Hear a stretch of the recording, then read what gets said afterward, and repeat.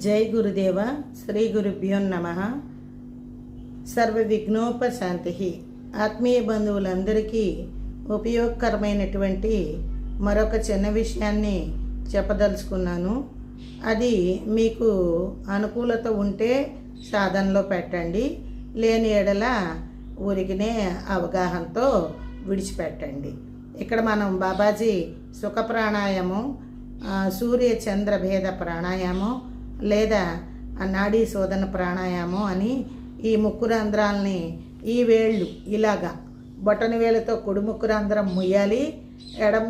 ముందు ఎడముక్కు ద్వారా గాలిని బయటికి వదిలి తర్వాత పీల్చుకున్న తర్వాత ఉంగరపు వేలుతో ముక్కు రంధ్రాన్ని మూయాలి.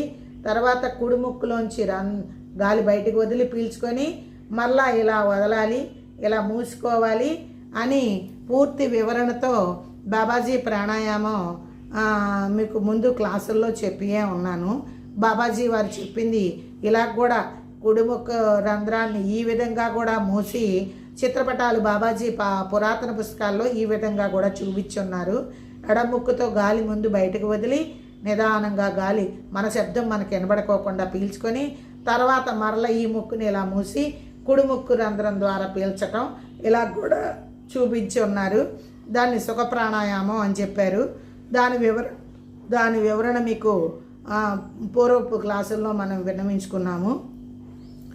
ఇప్పుడు నేను చెప్పబోయే 2 ప్రాణాయామాలు, 3 రకాల ప్రాణాయామాలు చెప్తాను.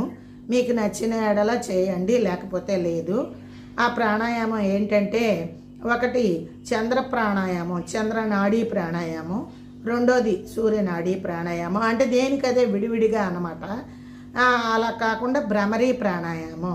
భ్రమరీ ప్రాణాయామం వల్ల ఉపయోగం ఏంటి, ఈ చంద్ర సూర్య ప్రాణాయామాల వల్ల ఉపయోగం ఏంటి అనేది చెప్తాను. చంద్ర ప్రాణాయామం అంటే చంద్రుడు మనసుకి ఆధీనం, ఆ మనసు చంద్రుడి యొక్క ఆధీనంలో ఉంటుంది. కుడి ముక్కు ఏడా పింగళ అనుకున్నాం కదా, ఎడం ముక్కు ద్వారా చేస్తే దాన్ని చంద్ర ప్రాణాయామం అని అంటారు. అదే కుడిముక్కు ద్వారా ప్రాణాయామం చేస్తే సూర్య ప్రాణాయామం అని అంటారు. కుడిముక్కి వేడినిస్తుంది, ఎడముక్కు చల్లదనాన్ని ఇస్తుంది. ఎడముక్కు ద్వారా ప్రాణాయామం అంటే ఇలా మూసేసి ఒక 10 నిమిషాలు చేస్తే ఈ ముక్కు ద్వారానే చేయటం వదలటం శబ్దరహితంగానే చేయాలి ప్రాణాయామం.